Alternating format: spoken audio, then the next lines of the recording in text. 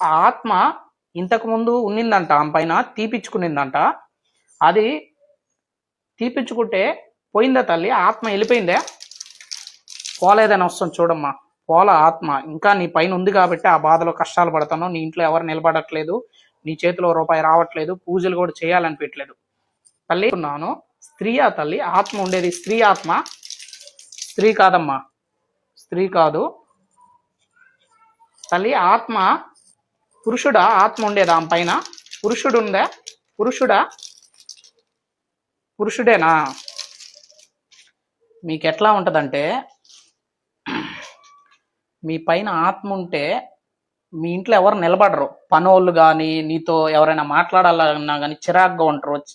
నీతో ఎవరైతే డబ్బులు ఇచ్చి ఉంటావో తిరిగి రావు. ఇంట్లో చిడిచిడిగా ఉంటుంది. పూజ చేయలేవు. ఆల్రెడీ పూజలు చేయలేవు నువ్వు. ఇంకా పూజ దగ్గరికి పోదామంటే ఒళ్ళు నొప్పులు, జ్వరం ఇవన్నీ వస్తుంటాయి. నీకు పురుషుడు అనమాట. పురుషుడు అంటే అంత సామాన్యంగా వదలడు. మీ భర్త ఎవరో చనిపోయారన్నావు కదా, అది కూడా వేసానండి. అవన్నీ కట్ చేశాను. అవన్నీ వద్దు, అవన్నీ రకరకాలుగా వచ్చాయి. అయితే ఆయన అయితే కాదు.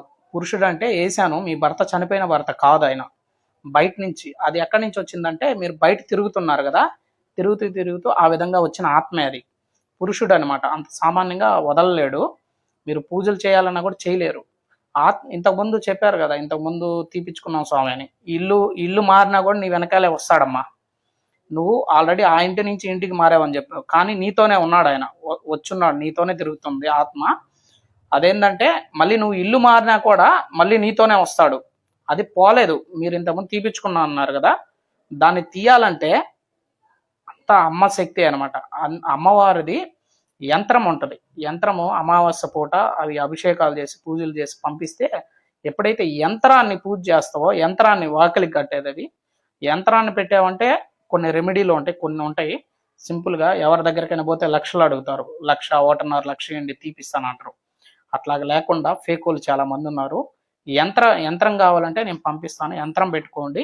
ఆ విధంగా ఆటోమేటిక్గా వెళ్తుంది. కానీ నువ్వు యంత్రానికి కూడా తీసుకోలేవు నా దగ్గర నుంచి. యంత్రం తీసుకోలేవు, నేను చెప్పిన పూజలు కూడా చేయలేవు. ఎందుకంటే నిన్ను చేయనీది అది. అంత గట్టిగా ఉంటుంది. ఏదైనా పూజ చేయాలన్నా నీ మైండ్ పోదు. నువ్వు యంత్రం నా దగ్గర తీసుకోవాలన్నా నా ఫోన్ నెంబర్ నీకు గుర్తుండదు. ఆ విధంగా చేస్తుంది. జాగ్రత్త పడండి. మీరు ఎవరైనా హెల్ప్ తీసుకొని చేపించుకోండి. ఓం నమో వెంకటేశ.